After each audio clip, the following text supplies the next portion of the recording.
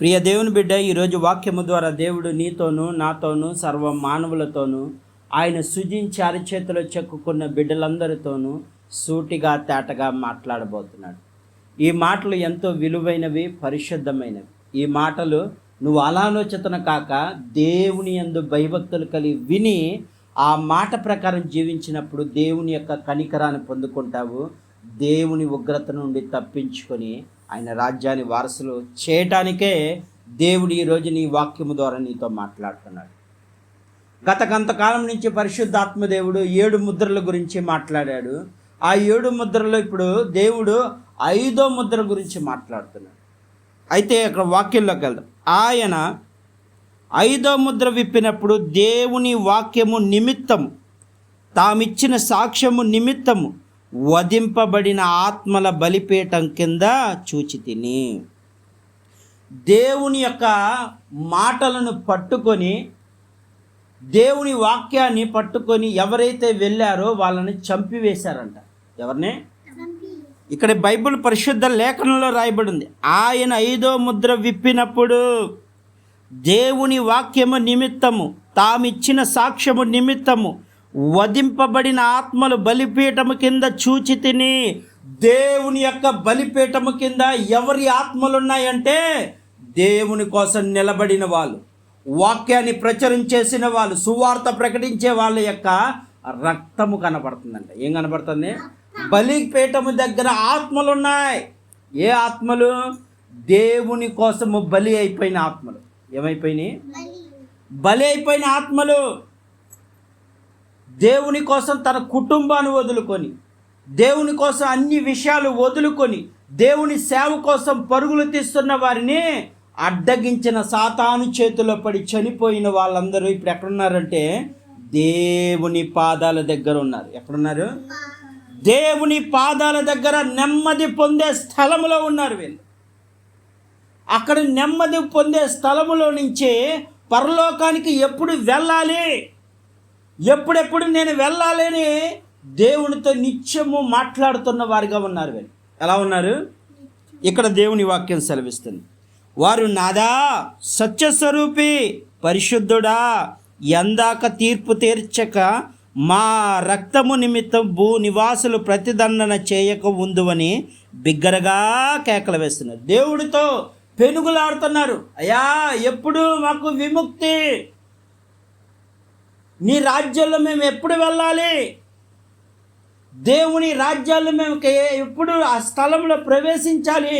మాకు ఎప్పుడు అని దేవుని అడిగేవారిగా ఉన్నారు వీళ్ళు. ఎలా ఉన్నారు? దేవునితో మాట్లాడుతున్నారు వీళ్ళు. ఈ ఆత్మలు ఏ ఆత్మలు అంటే దేవునితో మాట్లాడే ఆత్మలు. దేవుని కోసము చనిపోయిన వారు, దేవుని నిమిత్తము చనిపోయిన వారు, దేవుని నిమిత్తము హతసాక్షులైన వారు దేవునితో మాట్లాడుతున్నారు వీళ్ళు. అందుకే దేవుని వాక్యం సెలవిస్తుంది, ఆత్మ లేనివాడు నా వాడు కాదు. నీలో దేవుని ఆత్మ ఉంటే నువ్వు దేవునితో మాట్లాడతావు. నీలో దేవుని ఆత్మ ఉంటే నువ్వు దేవునితో సావాసం చేస్తావు. నీవు దేవుని ఆత్మ నీలో లేకపోతే సాతాను ఆత్మ ఉంటే సాతాను పనులే చేస్తున్నావు. అంటే నువ్వు బ్రతికున్న శవానివే. ఈ రాత్రి కాల సమయంలో దేవుడు నీతో మాట్లాడు. నువ్వు బ్రతికి ఉన్నావే కానీ నువ్వు దేవునితో సత్సంబంధం లేదు. అందుకే నీ నోట్లో బూతు మాటలు వస్తున్నాయి. అందుకే నువ్వు తల్లిదండ్రులని అవమానపరుస్తున్నావు. అందుకే నువ్వు అందరినీ చీదరించుకుంటున్నావు, అసహ్యపడుతున్నావు. దేవుని ఆత్మ ఉన్న వాళ్ళు ఎలా మాట్లాడతారంటే ప్రేమ కలిగి మాట్లాడతారు. అక్కడ దేవునితో వాళ్ళు ఎలా మాట్లాడుతున్నారు? నాదా, సత్యస్వరూపి, ఎంత వినయంగా మాట్లాడుతున్నారు చూడు. సాతాను పట్టిన మనుషులు అలా మాట్లాడరు. వాళ్ళలో ఏమాత్రం తల్లిదండ్రులు గౌరవించే మనసు ఉండదు, అన్నదమ్ములు ప్రేమించే మనసు ఉండదు, బంధువులు మిత్రులు ప్రేమించే మనసు ఉండదు. ఎందుకంటే వాళ్ళ హృదయము కఠినమైపోయిన హృదయం. వారి హృదయములో ఏమాత్రము మంచి మనసు లేదు. కాబట్టి వాళ్ళ నోటిలో అనుక్షణం ఏమొస్తాయంటే బూతి మాటలు వస్తాయి. ఒకరు దూషించాలన్న ఆలోచనలే వస్తాయి. ఒకరి మీద ఒకరు కేకలు వేసుకుని అరుచుకునే వాళ్ళుగా ఉంటారు. కానీ ఇక్కడ దేవునితో మాట్లాడే వాళ్ళు ఎలా ఉంటారంటే వినయము కలిగి, దేవుడంటే భయము భక్తితో ఉండి మాట్లాడతారు. ఇక్కడ ఈ ఆత్మలు ఏ ఆత్మలు అంటే దేవునితో మాట్లాడే ఆత్మలు, దేవుని కోసం ప్రాణ త్యాగాన్ని చేయటానికైనా ముందుకెళ్ళిన ఆత్మ.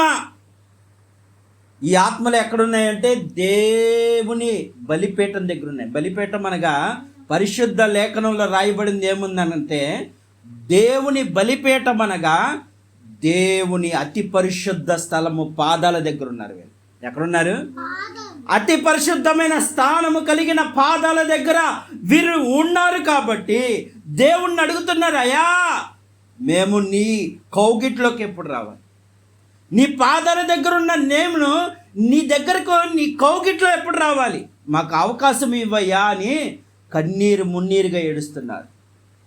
మేము చనిపోయి అనేక మందికి నీ సువార్త ప్రకటించిన వాళ్ళు మారక లోకంలో పాడైపోతున్నారయ్యా, వారందరికీ ఎప్పుడు దండన చేస్తావు?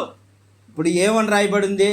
ఎవరైతే దేవుని నిమిత్తం చనిపోయిన రక్తము వాళ్ళకు ప్రమాదకరం. ఏంటిది? సాతాను బిడ్డలకు ప్రమాదకరం, ఈ భూమి మీద ఉన్న ప్రజలకు ప్రమాదకరం.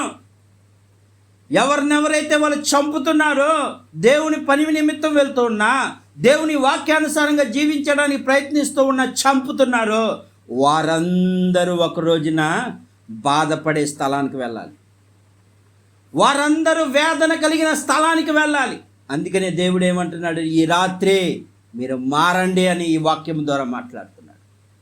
ప్రతి ఒక్కరు ఎవరైతే దేవునితో సత్సంబంధం లేకుండా గంటల తడబడి టీవీలు చూస్తూ ఫోన్లు చూస్తూ కనీసం ఒక గంట కూడా దేవునితో కేటాయించకుండా, దేవుని మందిరానికి వెళ్ళకుండా, దేవుని వాక్యాన్ని విననీయకుండా నీ ఇష్టానుసారంగా నువ్వు జీవిస్తూ ఉంటే నువ్వు ఎక్కడ పడుతున్నావంటే నరకం అనే కోపంలో పడిపోతున్నావు, అగ్నిలో పడిపోబోతున్నావు. అందుకే ఈ రాత్రి దేవుడు నిన్ను హెచ్చరిస్తున్నాడు. ప్రియ దేవుని బిడ్డ, ఎంతకాలం దేవునికి దూరమై ఉంటావు? దేవుని ఆత్మ ఏం చేస్తుందంటే తండ్రితో మాట్లాడుతుంది. మరి దేవుడు నీలో అంటున్నాడు, ఆత్మ లేనివాడు నా వాడు కాదని. నీలో దేవుని ఆత్మ ఉండి నువ్వు ఎవరితో సంభాషిస్తావు? ఎవరితో మాట్లాడతావు? దేవునితో మాట్లాడతావు. ఒక గంట దేవుడితో మాట్లాడలేకపోతున్నావు, ఒక గంట ప్రార్థన చేయలేకపోతున్నావు, ఒక నిమిషం కన్నీరు కార్చలేకపోతున్నావు. దేవా, మా పరిస్థితులు ఇవి, ఈ సాతాను సమూహం మనుషుల ద్వారా మమ్మల్ని వెంటాడుతున్నారని నీ బాధలు చెప్పలేకపోతున్నావు. అందుకే ఈ రాత్రి దేవుడు నీతో అంటున్నాడు, నువ్వు ఆత్మ లేనివాడుగా ఉండొద్దు. ఇక్కడ దేవుని కోసం బలి అయిన ఆత్మలు ఏమవుతున్నాయంటే దేవుని కొరకు అడుగుతున్నాయా, ఎప్పుడు నీ రాజ్యంలో మేము వెళ్ళాలి, మాకు ఎప్పుడు ఇక్కడ నుండి అనగానే అప్పుడు దేవుడు ఏం చేశాడో తెలుసా? ఆ రోజున ఏం జరిగిందో చూద్దాం. కిందకి వెళ్దాం. బిగ్గరగా కేకలు వేసినప్పుడు తెల్లని వస్త్రం వారిలో ప్రతి వానికి ఇవ్వబడింది. ఏమేమి ఇవ్వబడింది? వారు రక్తముతో తడిసిపోయి ఉన్నారు, వారి శరీరం అంతా రక్తముతో తడవబడి ఉన్నది. కానీ ఇప్పుడు దేవుడు ఏం చేస్తున్నాడంటే వాళ్ళ అవయవాలను యేసు రక్తములో కడిగి పరిశుద్ధుల వస్త్రాన్ని ఇచ్చాడు. ఏమిచ్చాడు? పరలోకానికి వెళ్ళాలంటే నీకు ఏ వస్త్రం కావాలంటే పరిశుద్ధత అనే వస్త్రం కావాలి. నీ బ్రతుకులో పరిశుద్ధత ఉండాలి, నీ కళ్ళల్లో పరిశుద్ధత ఉండాలి, నీ హృదయాల్లో పరిశుద్ధత ఉండాలి. దేవుని ఆత్మ కలిగిన వారు ఏం కలిగి ఉండాలంటే పరిశుద్ధత కలిగి ఉండాలి. అన్యాయంగా ఒకరిని తిడతం కాదు, అన్యాయంగా అవమానించడం కాదు, వాళ్ళని వీళ్ళని వేధించడం కాదు. దేవుడు ఏం చెప్తున్నాడంటే నీవు పరిశుద్ధతను కోల్పోవద్దు. సాతాను ఎన్ని విధాలుగా నిన్ను పడగొట్టాలన్నా, నీ కళ్ళతో పాపం చేయించాలన్నా, నీ మనసుతో పాపం చేయించాలన్నా నువ్వు ఒక్కటే గుర్తుపెట్టుకో, నీ తండ్రి ఎవరు? పరిశుద్ధుడు.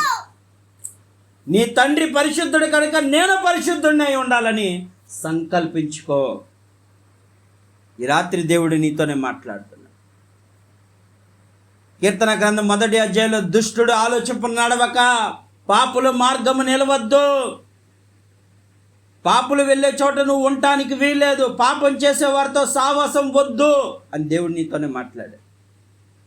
అంటే ఎందుకని వద్దు అన్నాడు? వాళ్ళలా నువ్వు అయిపోతే ఏమైపోతావు? నరకం అయిపోతావు, నరకంలో కాలిపోతావు. అగ్ని ఆరదు, పురుగు చావని స్థలము. యుగ యుగములు కాలిపోతావు, యుగ యుగములు నలిగిపోతావు. యుగములు సాతాను చేతుల్లో, ఆ ఉచ్చుల్లో, భయంకరమైన వేదనలో ఎంతో వేదన పడతావు. అందుకే ప్రభు అయిన యేసుక్రీస్తు వారు ఒకటే మాట అన్నారు, నా వైపు చూడు. ఏమన్నారు? గురి యొద్దకే పరిగెత్తమన్నాడు. అపోస్తలుడైన పౌలు ఏమన్నాడంటే, నేను గురి యొద్దకే పరిగెడుతున్నా, నా గురి యేసే, ఆయన మార్గమే, ఆయన సత్యవంతుడు, యథార్థవంతుడు, ఆయన వైపే. అవసరమైతే నేను చనిపోతే అది నాకు మేలే. ఏమన్నాడు? నువ్వు దానికి దీనికి చనిపోతే, ఊరికే చిన్న చిన్న మాటలకు చనిపోతే అది మేలు కాదు. నువ్వు దేవుని విషయంలో ప్రాణత్యాగాన్ని చేయటానికైనా, దేవుని విషయంలో నిన్ను చంపడానికి వచ్చినా నువ్వు ఎదురీడి, అవసరమైతే ప్రాణం పోయినా సరే నువ్వు ఏమవుతావంటే నీవు మళ్ళీ బ్రతుకుతావు. ఎక్కడా? పరలోకంలో బ్రతుకుతావు. నీకు రెండో మరణం అనేది ఉండదు. ఈ రాత్రి కాల సమయంలో పరిశుద్ధాత్మదేవుడు నీతో, నాతో, యూట్యూబ్లో వాక్యం వింటున్న ప్రతి బిడ్డలతో మాట్లాడుతుంది ఏమంటే, నీవు పరిశుద్ధమైన జీవితం జీవించు. నేను దొంగ వలె వచ్చుచున్నాను, ఏ గడియలో వస్తానో తెలియదు, మెలకువ కలిగి ఉండు. మెలకువ దేనికి సూచన అంటే, నీవు ప్రార్థన నిత్యము దేవునితో గడపాలి. సాతాను ఏం చేస్తున్నాడంటే, ఎప్పుడెప్పుడు నువ్వు ప్రార్థన చేయకపోతే అప్పుడే నీ మీద అటాకులు తయారు చేస్తావు. అప్పుడు నువ్వు ఎదుర్కోవాల్సింది ఒకటే ఆయుధము, ప్రార్థన, దేవునితో సంభాషించడమే.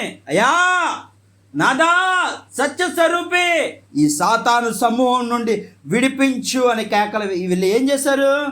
ఆత్మలు ఏమంటున్నాయి?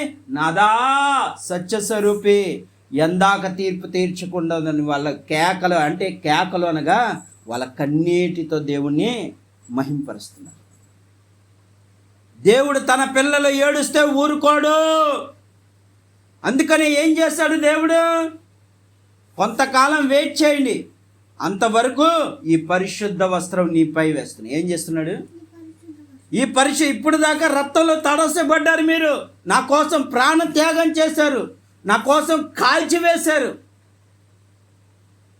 కానీ దేవుడు ఈ రాత్రి దేవుడు నీతోనే మాట్లాడుతున్నాడు. వీళ్ళు చెప్పిన ఈ ప్రభావాలకు లోబడద్దు. ప్రియ దేవుని బిడ్డలారా, దేవుడు నీతోనే మాట్లాడుతున్నాడు. ఇది దేవుని వాక్యం. ఆది యందు వాక్యమై దేవుడు కృపా సత్య సంపూర్ణ నీ మధ్య నివసించాడు. ఆ నివసించిన దేవుడే ప్రభు అయిన యేసుక్రీస్తు. ఆయన నీతో మాట్లాడుతుందేమనగా, ఇదిగో నీ జీవితాన్ని మార్చగలిగే దేవుడు ఆయన. కనుక ఈ రాత్రికాల సమయంలో పరిశుద్ధాత్మ దేవుడు నిన్ను గద్దిస్తూ ఉన్నప్పుడు, పరిశుద్ధాత్మ దేవుడు నిన్ను సరిచేయాలని గద్దిస్తున్నప్పుడు నువ్వు లోబడాల్సిందే. ఎంతకాలం దేవుడికి దూరమై ఉంటావు? ఈ మనుషుల వైపు నువ్వు చూస్తున్నావు అంటే నువ్వు సాతాను వైపే చూస్తున్నావు. ఈ మనుషులు ఎల్లకాలం వాళ్ళ వైపే చూస్తున్నారు. ఏ కష్టం వచ్చినా మనిషి వైపు చూస్తున్నావు. ఎక్కడి నుంచో ఆయన దగ్గర ఎక్కడి నుంచి సహాయం వస్తుంది? దేవుడి ప్రేరేపణ లేకుండా నీ నోటికి తినటానికి ఆహారం కూడా దొరకదు. ఆయన నీకు ఇచ్చిన భిక్ష, ఈ శరీరం అనే దేవాలయము, ఆరోగ్యము, ఆయుష్, ఇవన్నీ ఆయన ఇస్తున్నాడు. నువ్వు ఆయనపై ఆధారపడాలి, కానీ వీళ్ళ దగ్గర ఆధారపడతావేంటి? ఈ రాత్రికాల సమయంలో పరిశుద్ధాత్మ దేవుడు నీతోనే మాట్లాడు. నువ్వు ఆత్మ కలిగిన వాడిపై ఉంటే దేవునితో మాట్లాడతావు. నీలో దేవుని ఆత్మ ఉంటే దేవునితోనే మాట్లాడతావు. నీలో సాతాను ఆత్మ ఉంటే సాతాను పనులే చేస్తావు. ఆ దొంగతనాలు, వ్యభిచారము, పొరుగువారిది ఏది ఆశించొద్దని దేవుడు చెప్పిన వాటిని చేయొద్దు అన్న వాటిని చేస్తూ ఉంటావు.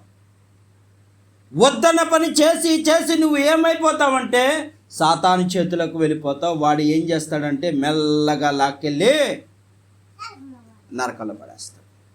ఈ రాత్రి దేవుడు నీతోనే మార్పు పొందు.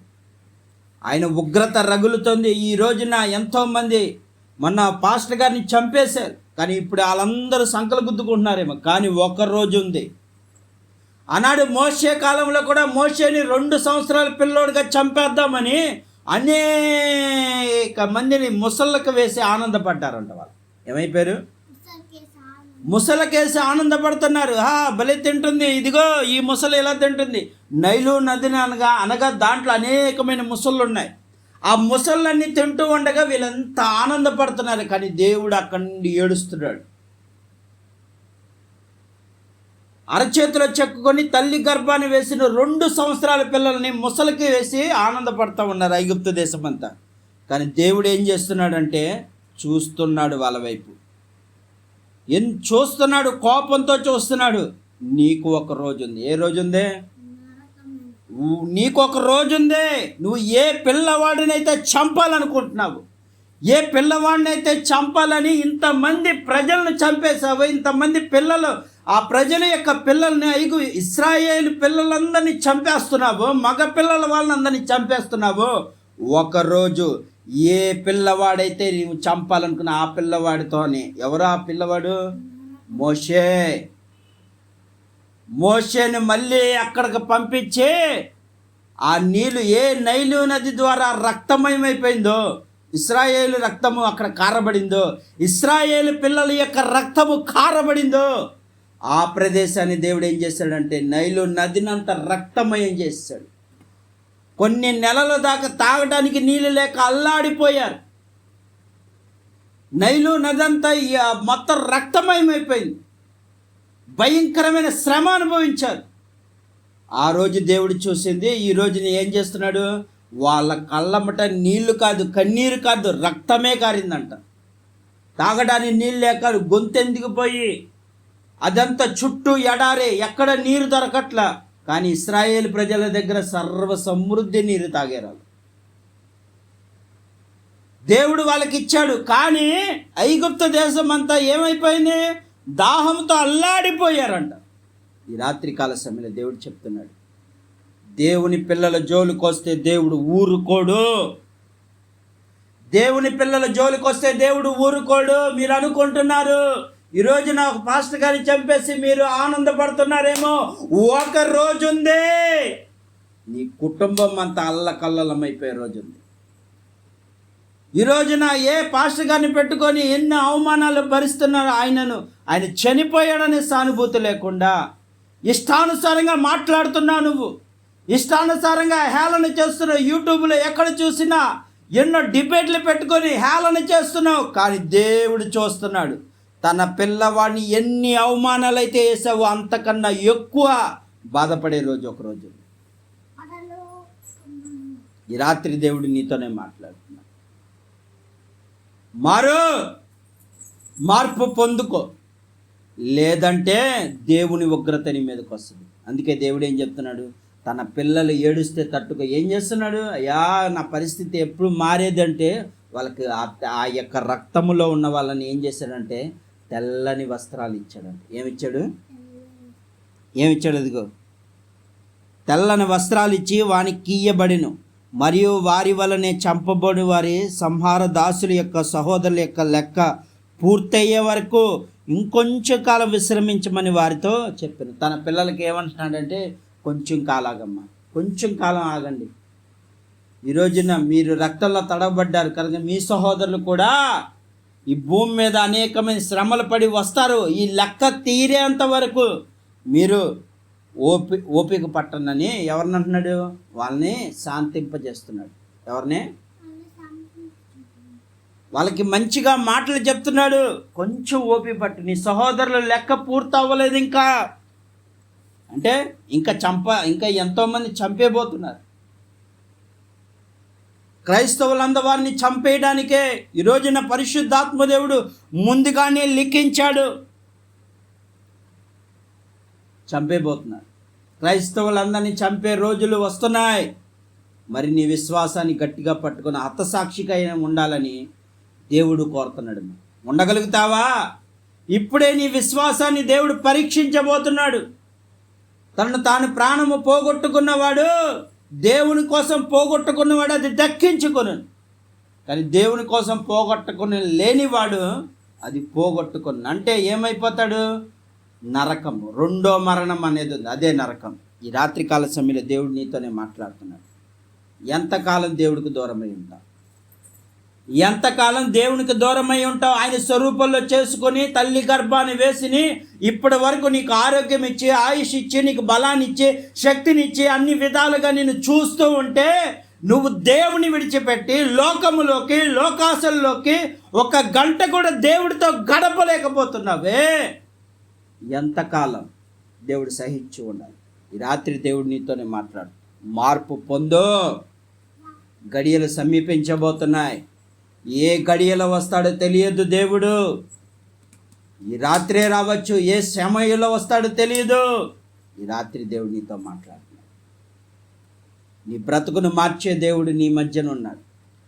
ఈ రాత్రి దేవుడు నిన్ను హెచ్చరిత కలిగిన, ప్రేమ కలిగిన మాటలతో నిన్ను గద్దిస్తూ ఉండగా సరిచేసుకో. దేవుడు నీతోనే మాట్లాడుతున్నాడు. ఈ కొద్ది మాటలు దేవుడు దీవించును గాక. ఆమేన్.